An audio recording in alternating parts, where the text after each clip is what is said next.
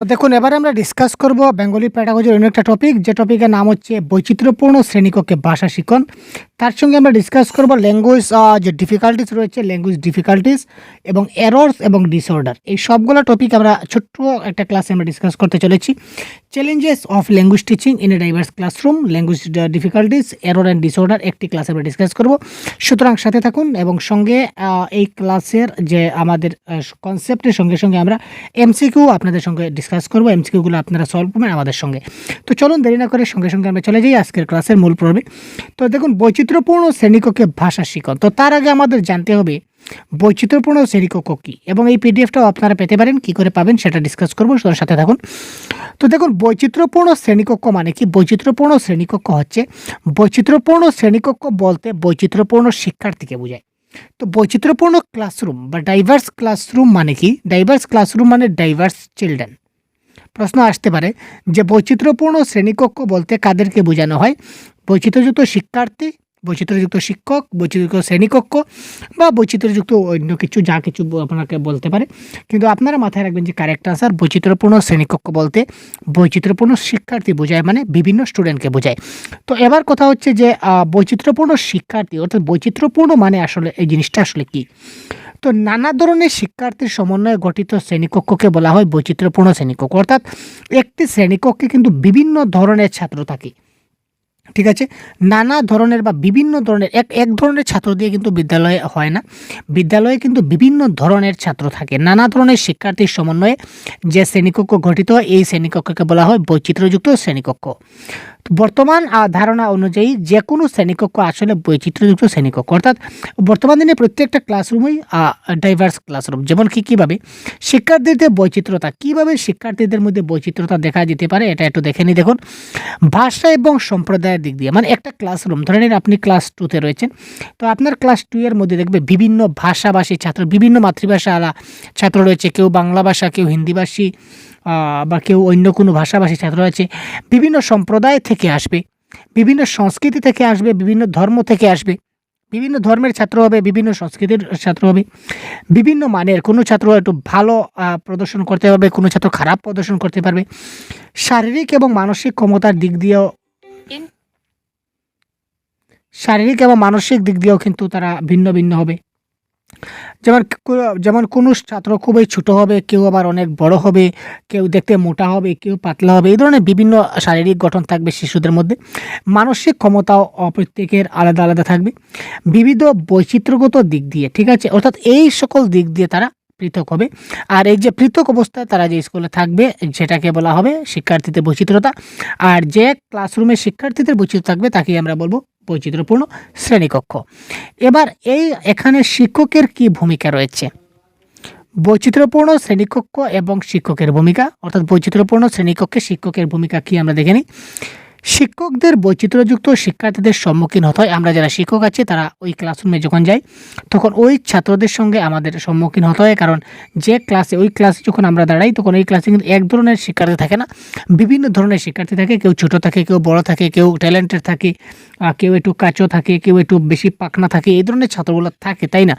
তাই একজন শিক্ষকের কেবল বিষয়গত পাণ্ডিত্য থাকলেই চলে না। আমি আজকে বাংলা পড়াতে চলেছি, ক্লাসে আমি যাচ্ছি বাংলা পড়াবো, তো বাংলা বিষয়ে আমি দক্ষ হলেই চলবে না। তার সঙ্গে সঙ্গে বিষয়গত পাণ্ডিত্যের পাশাপাশি একজন শিক্ষকের এমন কিছু গুণ থাকা দরকার যাতে তিনি বৈচিত্র্যযুক্ত শ্রেণীকক্ষে শিক্ষা দেওয়ার চ্যালেঞ্জ গ্রহণ করতে পারেন। কোনো ছাত্র খুব শয়তান হবে, কোন দুষ্ট হবে, খুব চিৎকার চেঁচামেচি করবে, হাল্লা চিৎকার করবে, একজন আরেকজনের সঙ্গে ঢিল মারবে, আর কেউ আছে খুব মনোযোগ সহকারে শুনবে। এই যে বিভিন্ন ধরনের ছাত্রদের কন্ট্রোল, বিভিন্ন ধরনের ছাত্রদের যে নিয়ন্ত্রণ করার যেটা চ্যালেঞ্জ, নিয়ন্ত্রণ করে শিক্ষা দেওয়া, ছাত্রদের প্রথমে সেই নিয়ন্ত্রণ করতে হবে। সব ছাত্রদেরকে একই সঙ্গে একইভাবে যে শিক্ষা দিতে পারবো, এটাই হচ্ছে শিক্ষকের বড় ভূমিকা। বুঝতে পারলেন? অর্থাৎ বিভিন্ন ধরনের ভালো ছাত্র, খারাপ ছাত্র, ছোট বড় সবাইকে একসঙ্গে নিয়ে আপনি যে শিক্ষা দিবেন সেই দিকে আপনাকে একটা চ্যালেঞ্জ নিতে হবে যে আমি সবাইকে নিয়ে, ভালো ছাত্রকে সবাই পড়াতে পারে, খারাপ ছাত্রকে কেউ পড়াতে পারে না। তো আপনি ভালোর সঙ্গে খারাপকেও কিন্তু সেইভাবে যে ম্যানেজ করার যেটা গুণ, সবাইকে একসঙ্গে যে ম্যানেজ করার একটা গুণ, এই গুণ থাকা আপনার দরকার, যাতে করে তিনি বৈচিত্র্যপূর্ণ শ্রেণীকক্ষে শিক্ষা দেওয়ার চ্যালেঞ্জ আপনি গ্রহণ করতে পারেন। তারপর দেখে নেওয়া যাক, যেমন যেমন হিসেবে আপনি কি করতে পারেন, কিছু উদাহরণ। প্রতিটি শিক্ষার্থীকে সমান মর্যাদা দান করতে হবে। প্রত্যেকটা শিক্ষার্থীকে আপনি সমানভাবে মর্যাদা দান করবেন। কাউকে ছোট, কাউকে বড় দেখাবেন না, সবাইকে সমান আপনি দেখবেন, ১ নম্বর। ২ নম্বর, কোনো সম্প্রদায়, সংস্কৃতি, ধর্মীয় বিশ্বাস সম্পর্কে কোনো বিরূপ মন্তব্য না করা। কোনো সম্প্রদায় সম্বন্ধে, সংস্কৃতি সম্বন্ধে, কোনো ধর্ম সম্বন্ধে আপনি কোনো ধরনের খারাপ মন্তব্য করবেন না। আপনার কাছে সব সমান, সব ইকুয়াল। শিক্ষার্থীদের একান্ত ব্যক্তিগত বিষয় নিয়ে কথা না বলা। শিক্ষার্থীদের একান্ত পার্সোনাল যে বিষয়গুলো আছে ওই বিষয় নিয়ে আপনি কথা বলবেন না। বালক ও বালিকা সবাইকে সমান সুবিধা দিতে হবে। দেখুন, ছেলে এবং মেয়ে সবাইকে আমাদের কী করতে হবে, সমান অপরচুনিটি, সমান সুযোগ সুবিধা দিতে হবে। শিক্ষার্থীদের শারীরিক গঠন সম্বন্ধে কোনো কথা না বলা। কেউ যদি পাতলা হয়, কেউ যদি বেশি মোটা হয়, তাদেরকে মানে অযথা তাদেরকে মানে ভয়ভীত না করা যে তুমি অনেক মোটা হয়ে গেছো, অনেক চিকন হয়ে গেছো, তোমার সমস্যা হবে। এই ধর তাদের শারীরিক গঠন সম্বন্ধে কোনো কিছু না বলা, আপনি কিছু বলবেন না। শিক্ষার্থীর আচরণকে সহানুভূতির সঙ্গে বিচার করা। সে যে আচরণ করছে সেটা সহানুভূতির সঙ্গে বিবেচনা করবেন এবং প্রয়োজনে তার সংশোধনের ব্যবস্থা করে নেবেন। ঠিক আছে, এই কয়েকটা বিষয় আপনি এখানে করতে পারবেন, এটা আপনার চ্যালেঞ্জ। এই 6টা বিষয় আপনাকে মেনে চলতে হবে। এই পয়েন্টগুলো মাথায় রাখবেন, প্রশ্ন আসবে। ঠিক আছে, এবার দেখি ভাষার অসুবিধা। আচ্ছা, এবার আমরা দেখি ভাষার অসুবিধা। ভাষার অসুবিধা মানে কি? ভাষাকে কেন্দ্র করে যে কোনো অসুবিধা বা সমস্যাই হলো ভাষার অসুবিধা। ভাষাকে কেন্দ্র করে কিন্তু বিভিন্ন অসুবিধা দেখা দিতে পারে। তো ভাষাকে কেন্দ্র করে যে কোনো অসুবিধা হোক না কেন, এটাই হচ্ছে ভাষার অসুবিধা। ঠিক আছে, ১ নম্বর দেখি, শিক্ষকের মৌখিক বা লিখিত নির্দেশ সঠিকভাবে অনুসরণ করতে না পারা।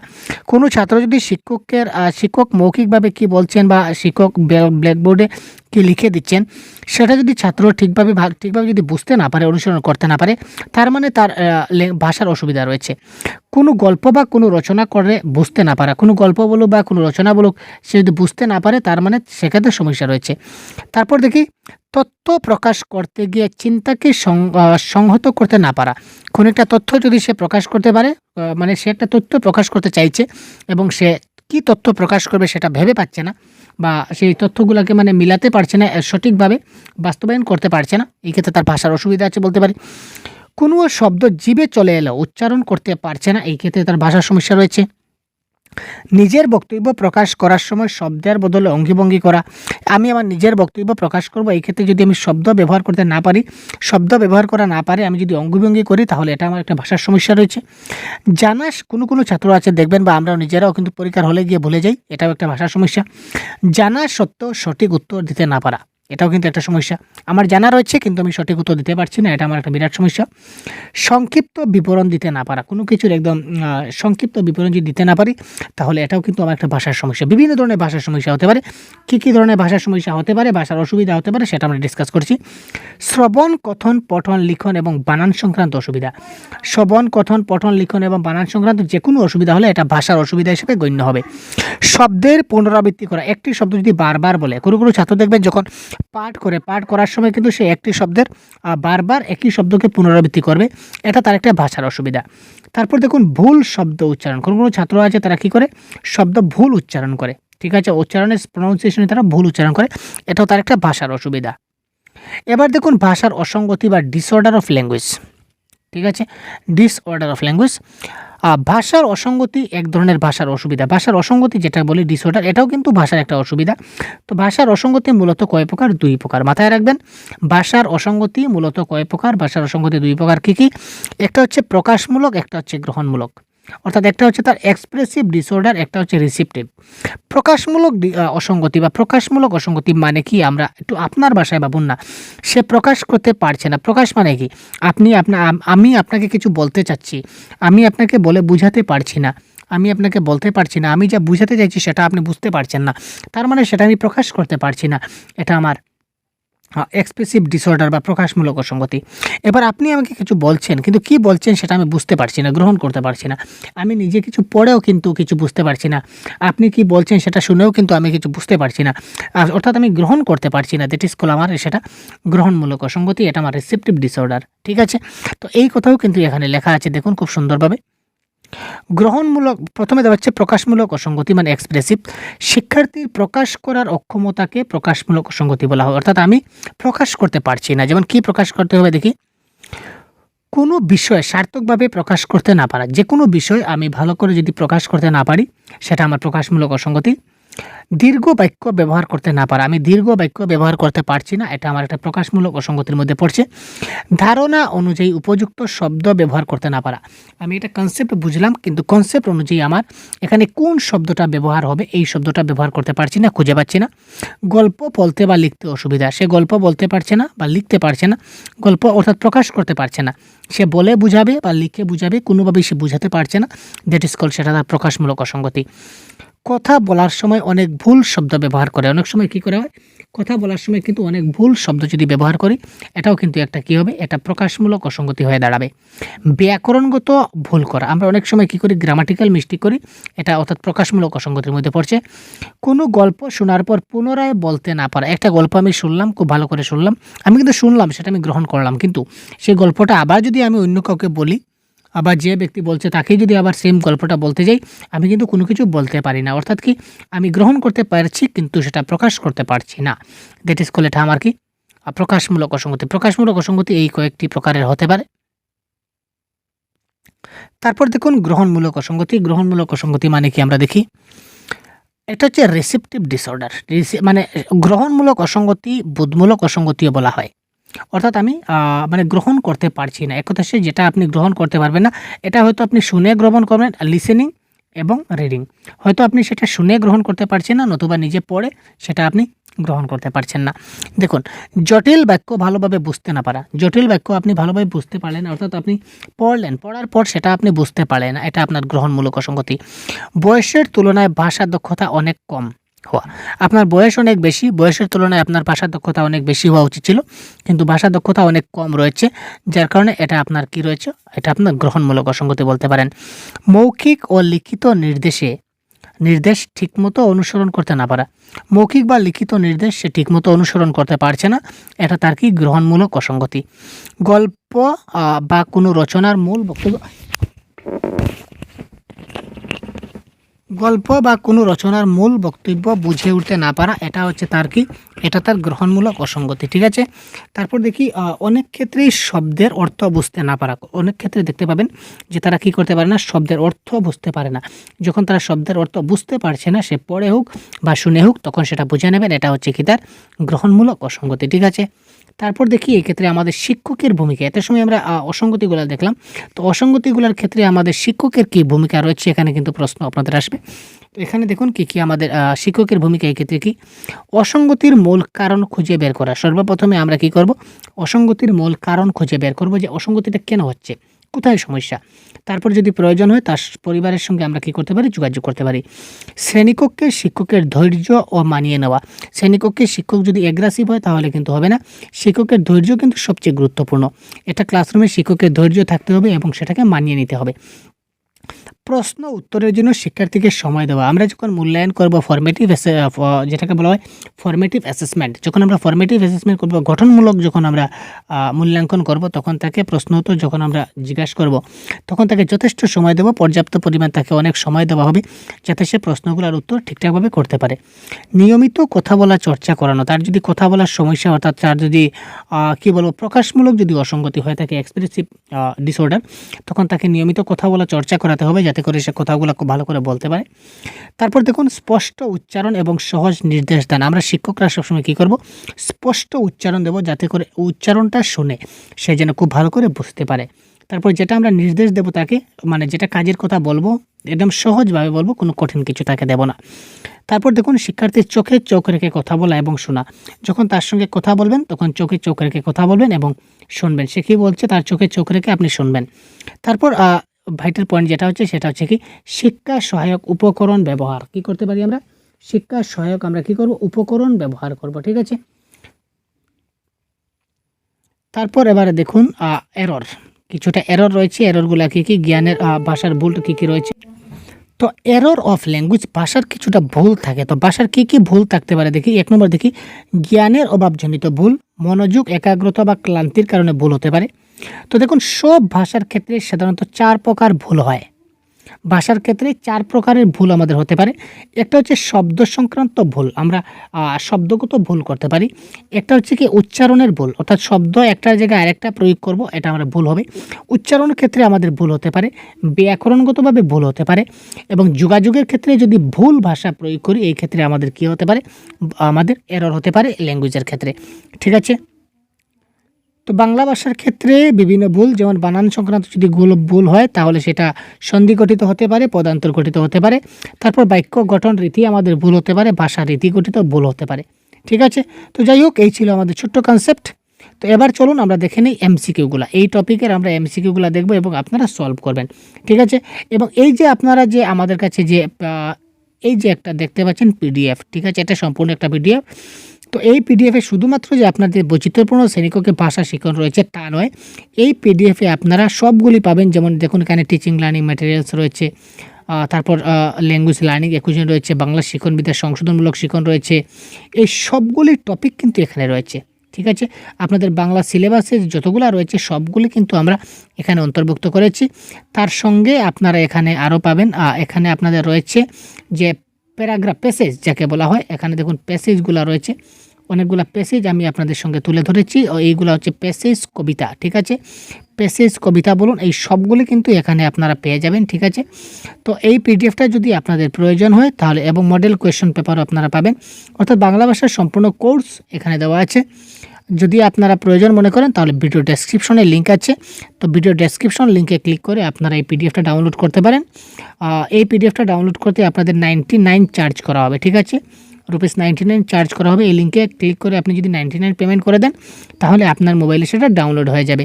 আর তারপরেও যদি ভাই ডাউনলোড করতে যদি কোনো সমস্যা হয় তাহলে অবশ্যই আমাদের সহজগুরুর যে অফিসিয়াল হোয়াটসঅ্যাপ নাম্বার আছে এই হোয়াটসঅ্যাপ নাম্বারে আপনি যোগাযোগ করতে পারেন। ঠিক আছে, যদি ডাউনলোড করতে কোনো সমস্যা হয় আপনারা অবশ্যই এই নাম্বারে যোগাযোগ করতে পারেন। ঠিক আছে, তো দেখুন আমরা যেখানে ছিলাম আমরা চলে। তো দেখুন বৈচিত্র্যপূর্ণ শ্রেণীকক্ষ বলতে বোঝায়, বৈচিত্র্যপূর্ণ শ্রেণীকক্ষ বলতে কী বোঝায়, আমরা কনসেপ্টের ক্লাসে আজকে কিন্তু প্রথমেই সেটা বলেছিলাম যে বৈচিত্র্যপূর্ণ শ্রেণীকক্ষ মানে কি। বৈচিত্র্যপূর্ণ শিক্ষা, বৈচিত্র্যযুক্ত শিক্ষার্থী, বৈচিত্র্যযুক্ত শিক্ষক, বৈচিত্র্যযুক্ত পাঠ্যক্রম। তো আপনারা যারা কনসেপ্টের ক্লাস প্রথম থেকে দেখেছেন আপনারা অবশ্যই কমেন্ট করুন ভাই কারেক্ট অ্যান্সার কী হতে পারে, কারণ আপনারা কমেন্ট করলে আপনারা সেটা কনসেপ্টটা বুঝতে পারছেন কিনা সেটা আপনারা নিজে থেকে বুঝতে পারবেন। তো দেখুন এই প্রশ্নের কারেক্ট অ্যান্সার কী হবে, বৈচিত্র্যযুক্ত শিক্ষার্থী। কনসেপ্টের ক্লাসে বারবার বলা হচ্ছে এটা কি, এটা হচ্ছে বৈচিত্র্যপূর্ণ শিক্ষার্থী। ঠিক আছে, বৈচিত্র্যপূর্ণ শ্রেণীকক্ষে একজন শিক্ষক কী করবেন দেখি। এই যে বৈচিত্র্যপূর্ণ শ্রেণীকক্ষে একজন শিক্ষক কী করবেন, নাম্বার 1 সবাইকে সমান গুরুত্ব দেবেন। যাদের ভাষাগত অসুবিধা আছে তাদেরকে বেশি গুরুত্ব দেবেন। যারা ভাষা দক্ষতা এগিয়ে আছে তাদেরকে বেশি গুরুত্ব দেবেন। শিক্ষক নিজের মতো করে শিক্ষণ প্রক্রিয়া চালাবেন। এখানে কোয়েশ্চেন নাম্বার 2 কারেক্ট আনসার কী হতে পারে, অপশন ABCDর মধ্যে কোনটা কারেক্ট, খুব তাড়াতাড়ি কমেন্ট বক্সে পিন করুন। কয়েকটা প্রশ্ন আছে আমরা দেখব আজকে, এই টপিক রিলেটেড কয়েকটা প্রশ্ন, এবং এইভাবে প্রতিদিন আপনারা ক্লাস পাবেন, প্রত্যেক দিন আপনারা একটা করে ক্লাস পাবেন। ঠিক আছে ভাই, এই টপিক থাকবে এবং টপিকের এক্সপ্লেনেশন থাকবে এবং তার সঙ্গে এই টপিকের সেম টপিকের আপনাদের MCQ থাকছে। ঠিক আছে,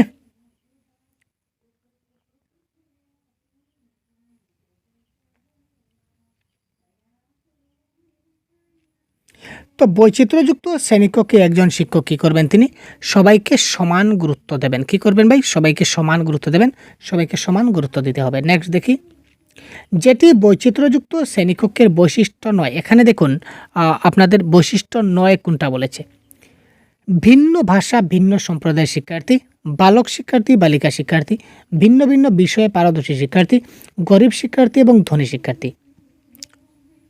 কোয়েশ্চেন নাম্বার 3,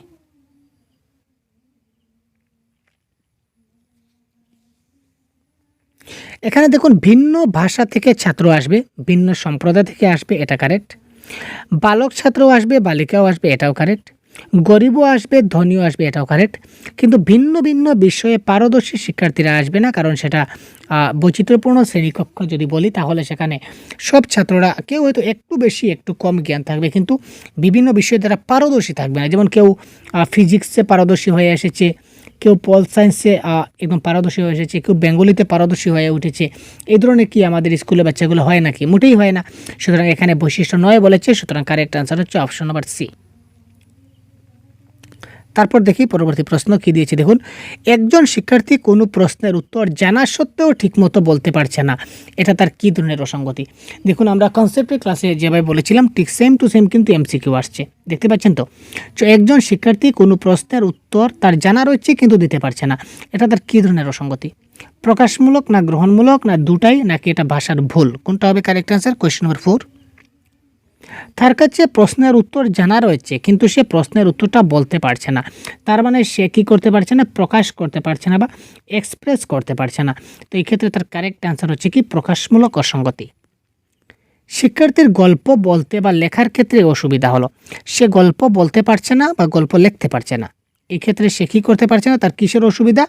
এটা দেখুন তার প্রকাশমূলক অসুবিধা, গল্প বলতে পারছে না বা লিখতে পারছে না। কোয়েশ্চেন নম্বর 5 এটা হচ্ছে প্রকাশমূলক, সে প্রকাশ করতে পারছে না, গল্প বলে প্রকাশ করতে পারছে না।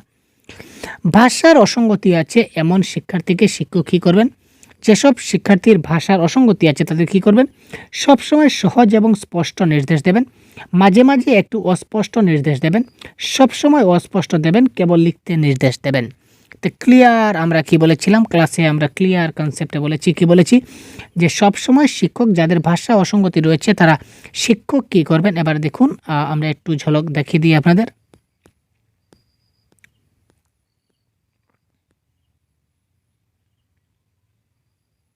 এই দেখুন এখানে দেখুন কনসেপ্টের ক্লাসে এই দেখুন ভাষার অসঙ্গতি, এই তো গ্রহণমূলক অসঙ্গতি ছিল, ঠিক আছে। এই দেখুন এখানে কী দিয়েছে? শিক্ষকের ভূমিকায় কী দিয়েছে? স্পষ্ট উচ্চারণ এবং সহজ নির্দেশ দান করবেন। অর্থাৎ এখানে এই কনসেপ্ট থেকে কিন্তু সবগুলোই প্রশ্ন আপনাদের আসছে, সুতরাং আপনারা শেষ পর্যন্ত সাথে থাকুন এবং প্রত্যেকটা ক্লাস দেখতে থাকুন। আমরা এই ধরনের সবগুলো ক্লাস আপনার জন্য কন্ডাক্ট করব। এই দেখুন ভাষার অসঙ্গতি আছে এমন শিক্ষার্থী শিক্ষক কী করবেন? সবসময় সহজ এবং স্পষ্ট নির্দেশ দেবেন। আচ্ছা, গ্রহণমূলক অসঙ্গতির আরেকটা নাম কি? আমরা একটু আগে ডিসকাস করছিলাম। গ্রহণমূলক অসঙ্গতির আরেকটি নাম কি? Question number 7। কী হবে কারেক্ট আনসার? তাড়াতাড়ি কমেন্ট করবে। গ্রহণমূলক অসঙ্গতির আরেকটা নাম কি? সেটা বিকাশমূলক অসঙ্গতি, বোধমূলক নাকি দৃষ্টিমূলক নাকি জ্ঞানমূলক? কারেক্ট আনসার কোনটি হবে? Question number 7। খুব তাড়াতাড়ি কমেন্ট করুন। গ্রহণমূলক অসঙ্গতির আরেক নাম কি? তো এটা মাথায় রাখবেন, গ্রহণমূলক অসঙ্গতির আরেকটা নাম হচ্ছে কি? বোধমূলক অসঙ্গতি, ঠিক আছে। কনসেপ্টটা ভালো করে পড়বেন এবং এই বইটা যদি আপনারা নেন তাহলে এই বইটা খুব ভালো করে পড়ে নেবেন, তারপর সবগুলো মাথায় থাকবে। দেখুন ডিসলেক্সিয়া কি এক ধরনের মানসিক রোগ, শারীরিক রোগ, শিখন অক্ষমতা নাকি মানসিক অক্ষমতা? তো ডিসলেক্সিয়া কোয়েশ্চন নম্বর 8, ডিসলেক্সিয়া শিখন অক্ষমতা। তো শিখন অক্ষমতা নিয়ে আমরা আরেকটা ক্লাস প্রোভাইড করবো, এই ক্লাসে দেওয়া হয়নি। তো শিখন অক্ষমতা, ডিসলেক্সিয়া, ডিসগ্রাফিয়া, ডিসক্যালকুলিয়া, ডিসফোবিয়া, অ্যাফাজিয়া, এই ধরনের অনেকগুলা শিখন অক্ষমতা রয়েছে, এগুলো নিয়ে আমরা অন্য একটা ক্লাসে আপনারা ডিসকাস করব।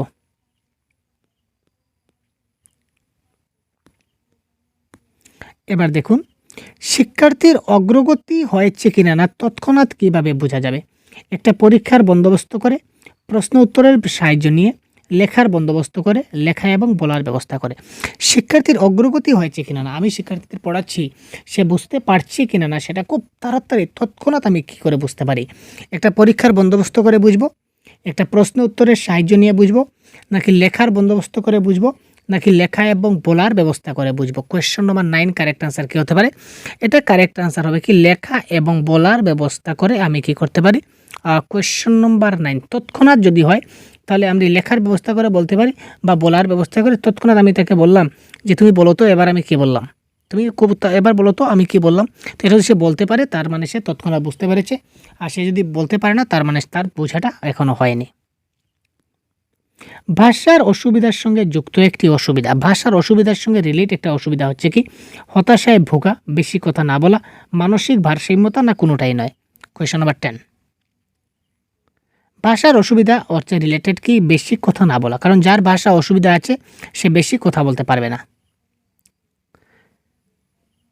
বহু ভাষা মিশ্রিত শ্রেণীকক্ষে শিক্ষক পাঠ দেবেন। এই দেখুন বহু মিশ্রিত শ্রেণীকক্ষ মানে কি?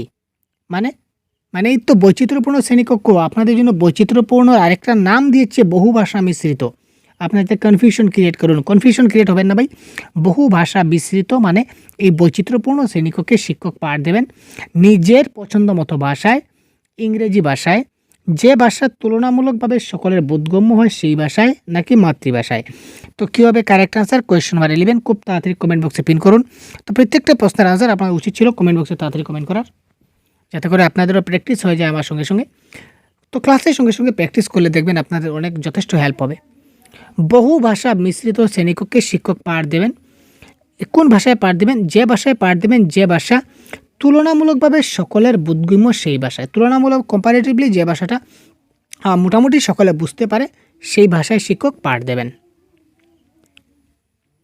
তারপরের প্রশ্ন দেখছি, আপনি যদি এমন শিক্ষার্থীদের মুখোমুখি হন যাদের ভাষা আপনি বুঝতে পারছেন না, সেক্ষেত্রে আপনি কি করবেন? এই সাংঘাতিক ব্যাপার ভাই। কোয়েশ্চেন নাম্বার 12, আমি এমন একটা ক্লাসে গেলাম যে ক্লাসে গিয়ে দেখলাম যে শিক্ষার্থীরা যে ভাষায় কথা বলে আমি তাদের সেই ভাষাটাই বুঝি না। লো ঠেলা, আমি সেই ভাষাটাই বুঝি না। তখন আমি কি করে তাদেরকে পড়াবো? আমি কি শ্রেণীকক্ষ ত্যাগ করব? না ভাই, শিক্ষক হিসাবে শ্রেণীকক্ষ ত্যাগ করব না। শিক্ষার্থীদের শ্রেণীকক্ষ ত্যাগ করতে বলবো। তোমরা ক্লাস থেকে বেরিয়ে যাও। আরে বাবা, আমি ক্লাস থেকে বেরিয়ে গেলে ক্লাস কী করে হবে? আর শিক্ষার্থী যদি ক্লাস থেকে বেরিয়ে যায় তাহলে কী করে হবে? সেটাও ক্যান্সেল। নীরব দর্শনের ভূমিকা পালন করবো, একদম নীরবলি আমি একদম পাথরের মূর্তি হিসেবে দাঁড়িয়ে থাকবো, তাহলে আমি গেলাম বা কেন ক্লাসে? সুতরাং option number D is the right answer হবে। 3টা যেহেতু হলো না, এমন একটা ভাষায় কথোপকথনের চেষ্টা করবেন যেখানে অন্তত কিছুটা শিক্ষার্থীরা বুঝতে পারে। ঠিক আছে, আমি এমন একটা সিস্টেম, এমন একটা ভাষায় আমি কথা বলার চেষ্টা করব যেখানে শিক্ষার্থীরা কিছুটা হলেও বুঝতে পারে। একদম না বোঝাতে গিয়ে কিছুটা বোঝাটাও ভালো। ভিন্ন ভাষীর একজন শিক্ষার্থীর কাছে শিক্ষকের গ্রহণযোগ্যতা নির্ভর করে। ভিন্ন ভাষীর একজন শিক্ষক রয়েছেন, ভিন্ন ভাষাভাষীর একজন শিক্ষার্থী রয়েছে। এই শিক্ষার্থীর কাছে শিক্ষকের গ্রহণযোগ্যতা নির্ভর করে শিক্ষকের ব্যক্তিত্বের উপর, শিক্ষকের সাজসজ্জার উপর, শিক্ষকের শিক্ষার্থীর সাথে ভাব বিনিময়ের প্রচেষ্টার উপর, নাকি শিক্ষকের পাঠদানের উপর। অর্থাৎ বৈচিত্র্যপূর্ণ শ্রেণীকক্ষে একজন শিক্ষার্থীর কাছে শিক্ষকের গ্রহণযোগ্যতা কিসের উপর নির্ভর করে? কোয়েশ্চেন নাম্বার 13, শিক্ষকের শিক্ষার্থীদের সঙ্গে ভাব বিনিময়ের প্রচেষ্টার উপর। শিক্ষক এবং শিক্ষার্থীর সম্পর্ক যত ভালো হবে, পাঠদান তত ভালো হবে।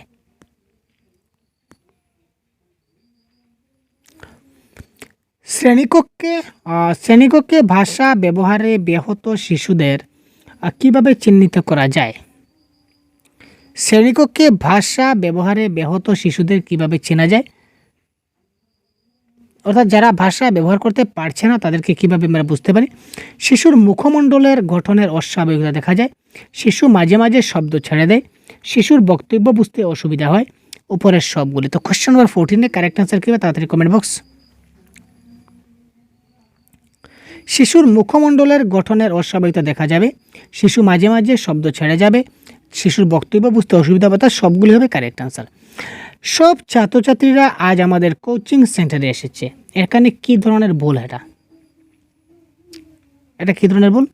সব ছাত্রছাত্রীরা আজ কোচিং সেন্টারে এসেছে, এটা হবে আমাদের কি বাক্য গঠনগত ভুল। ঠিক আছে, বাক্য গঠনগত ভুল। ঠিক আছে ভাই, তো দেখে চলেনি আজকে আমাদের ক্লাস এই পর্যন্তই। পরবর্তী ক্লাসে আমরা এই টপিক নিয়ে আলোচনা করব বা অন্য একটা টপিক নিয়ে আমরা আলোচনা করব। অর্থাৎ পুরো কোর্স আমরা এখানে আপনার কমপ্লিট করার চেষ্টা করব। সুতরাং অবশ্যই আপনারা শেষ পর্যন্ত আমাদের সাথে থাকুন। পরীক্ষার আগ মুহূর্ত পর্যন্ত একটা ভালো প্রিপারেশন নিন আমাদের কাছ থেকে, এবং পিডিএফটা যদি লাগে তাহলে ভিডিও ডেসক্রিপশন লিঙ্কে ক্লিক করে আপনারা পেমেন্ট করে পিডিএফটা আপনারা নিতে পারেন। ঠিক আছে, সমস্যা হলে আমাদের হোয়াটসঅ্যাপ নাম্বারে জানাবেন বা ভিডিওতে কমেন্ট করবেন, আমরা রিপ্লাই দিয়ে দেবো। ঠিক আছে, তো ধন্যবাদ। পরবর্তীতে অন্য একটি ক্লাস নিয়ে আসবো। ভালো থাকবেন, সুস্থ থাকবেন। ধন্যবাদ। জয় হিন্দ।